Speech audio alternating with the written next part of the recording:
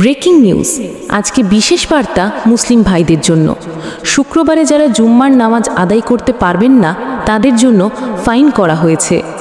এটা শ্রীলঙ্কা, মালয়েশিয়া এইসব দেশের নিয়ম অনুযায়ী বড় বড় মাওলানা ও আলেমরা বসে এই ফাইসালা করেছেন।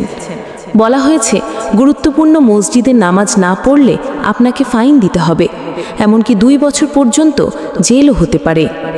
এখান থেকে আপনার পাঠানো ভিডিও গেলে 2 বছরের কারাদণ্ড এবং আর্থিক জরিমানা, জুম্মার নামাজ না পড়লেই জেল, ধর্ম পালনের সরকারি আইন চালুর বিস্ময়কর ঘটনা।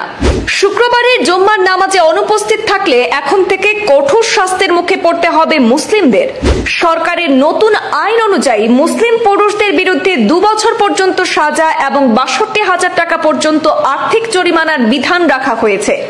ধর্ম পালনে মালয়েশিয়ার তেরেঙ্গানু রাজ্যে এমন আইন চালু হওয়ায় বিস্মিত বিশ্ব। অকারণে জুম্মার নামাজ ছেড়ে দিলে মুসলিম পুরুষদের জন্য সর্বোচ্চ 2 বছরের কারাদণ্ড বা আর্থিক জরিমানার ঘোষণা দিয়েছে মালয়েশিয়ার তেরেঙ্গানু রাজ্য সরকার।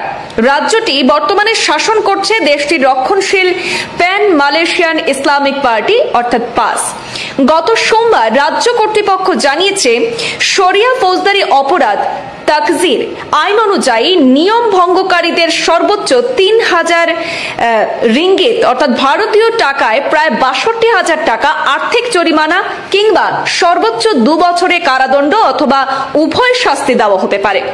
তেরেঙ্গানু রাজ্য নির্বাহী কাউন্সিলের সদস্য মোহাম্মদ খালিল আব্দুল হাদি সতর্ক করে বলে দিয়েছেন যে এমনকি একবার জুম্মার নামাজে অনুপস্থিত থাকলেও তা আইন অনুযায়ী শাস্তিযোগ্য কাজ হিসেবেই গণ্য হবে।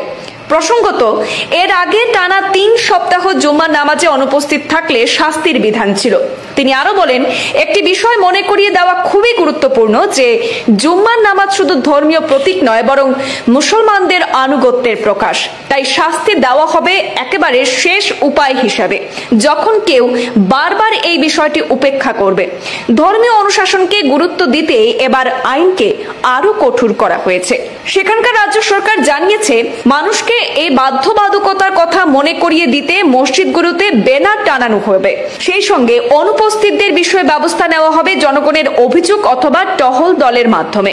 এটি রাজ্যের ক্ষমতাসীন পাস দলের বৃহত্তর উদ্যোগের অংশ, যারা মালয়েশিয়ায় শরিয়া আইনের আরো কঠোর প্রয়োগ চায়।